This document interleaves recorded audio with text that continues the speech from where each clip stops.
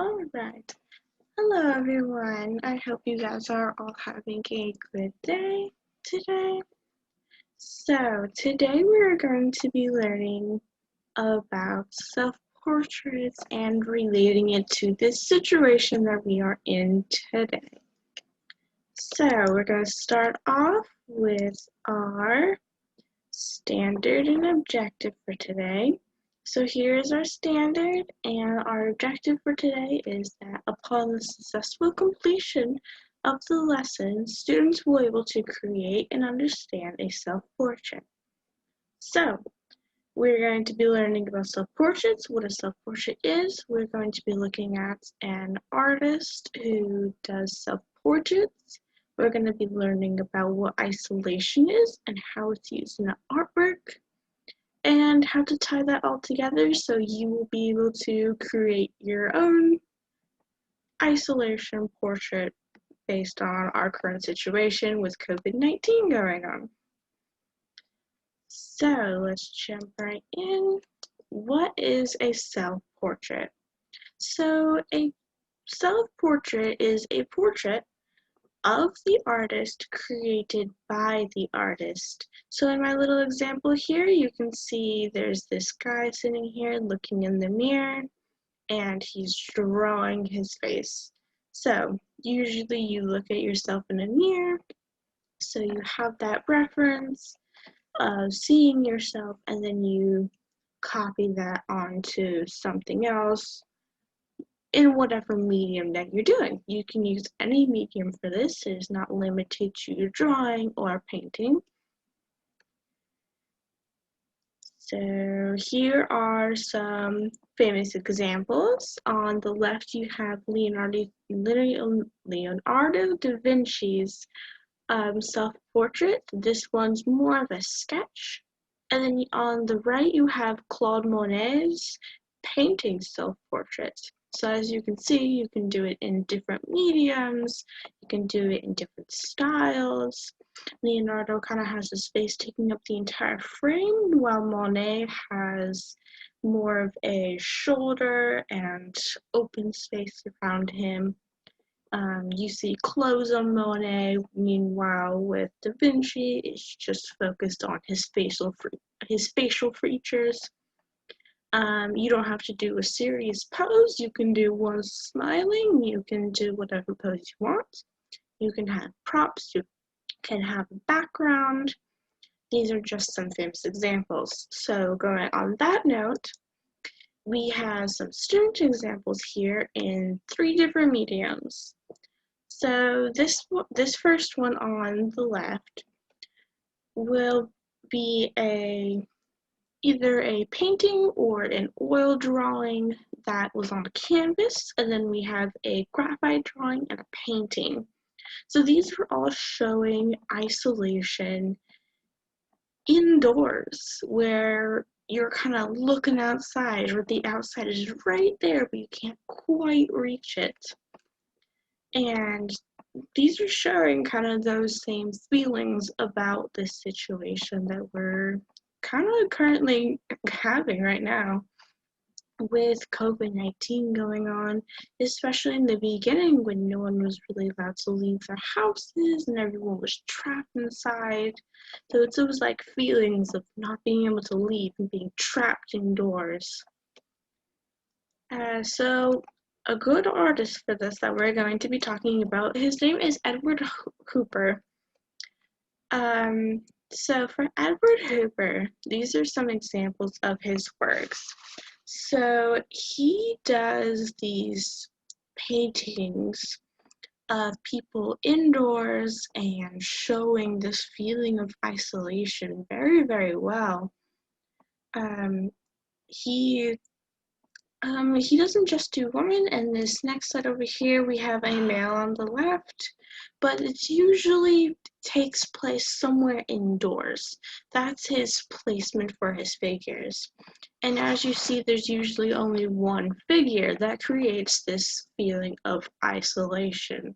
There's usually very limited objects and things around, even in this one where she's in a room where you see the lamp and everything. It's very basic objects that don't draw your attention to it. You're more focused on the figure and what's going on and how they're just alone.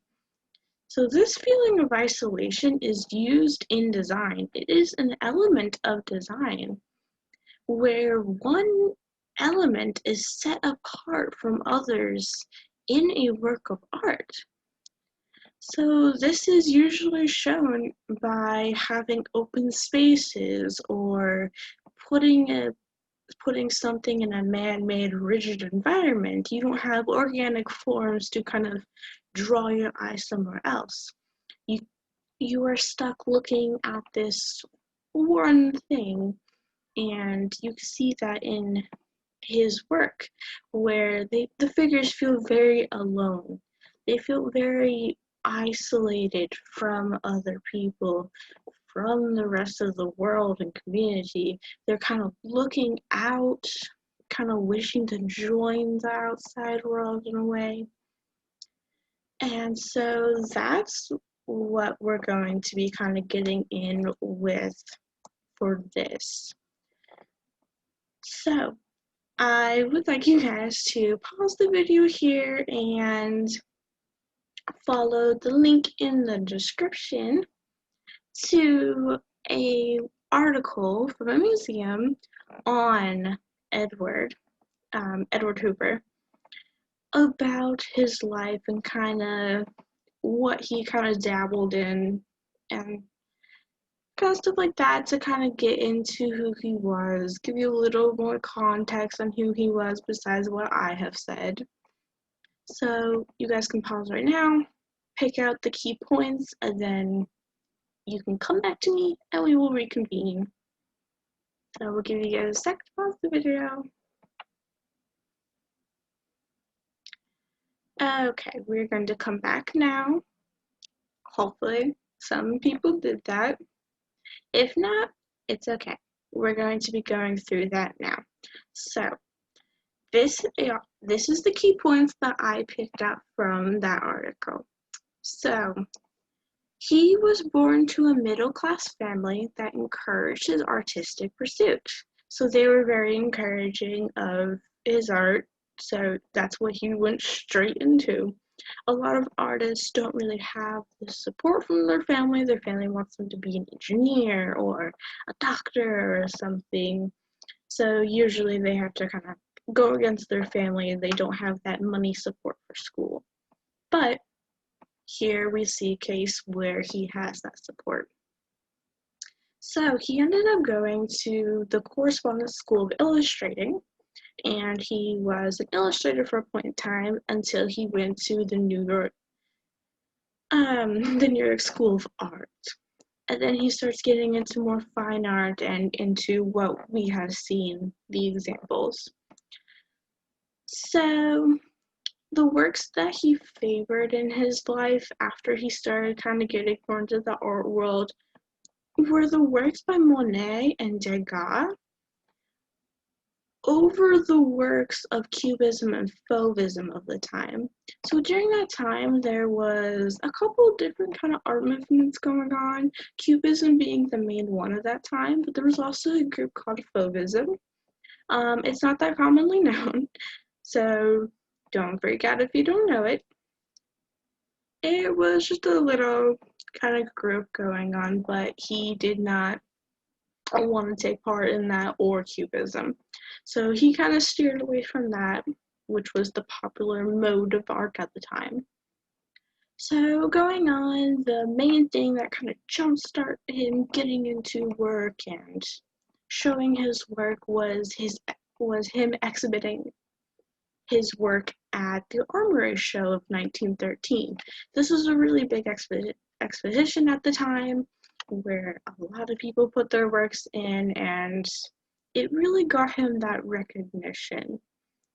So after that, we had the Whitney Club, which was his first solo exhibition around his age of 37. This exhibition, he did not make any money. So when his second exhibition rolled around with the Rin Gallery, he ended up selling all of his artwork. So between those two times, he improved his art, he became more known, he made more of a name for himself and was able to rack in the money for this exhibition. So going on, I have some quotes from the article here. This one's commenting on Hooper's style. So here we have Hooper's style: clearly outlined forms and strongly defined lighting, a cropped composition with an almost cinematic viewpoint, and a mood of eerie stillness. So this is kind of commenting on what his artwork kind of was leaning towards at the time and how it kind of was. This is kind of going into with the eerie stillness. It's that strange quality that he puts you in as a viewer, and we kind of see that with the examples that I showed. So after that, he married Josephine, who then became his model and assistant in his studio. So you will see her in some of his artworks after that point in time. And after that, we have this quote, which moved me. His chosen locations are often vacant of human activity, and they frequently imply the transitory nature of contemporary life. So here we have something that's really touching on what we've been talking about. So we've been talking about how these subjects are placed in these absent of kind of life places. And here we have a quote where this is where he's getting into that mode of work. So after this, we have his art continue to suggest that the individual could still suffer a powerful sense of isolation in post-war America. So here he is further proving the point that his work is more about isolation now, and that the viewers of the time were kind of connecting with this work. They were relating to it. So by the time of his death, he was reclaimed as a major influence. The upcoming generations saw him as a major influence of the time and someone to take inspiration from. So now we are going to come back to how this is related to COVID-19. So think about how it feels to be quarantined. Does it make you feel isolated from others? Do you want to be around others more? Do you get the same feeling when you look at the work by Edward Hooper? Do you get the same feeling when you look at his work as you do during that time, during now, being stuck at home, being not able to group up and go around each other, not being able to go to parties, not being able to go places and do things, being stuck and confined indoors? So Edward Hopper does portray this isolation even within the comfort of the own home. So this is kind of what I want you guys to kind of get at, and we will be, you guys will have to do an assignment.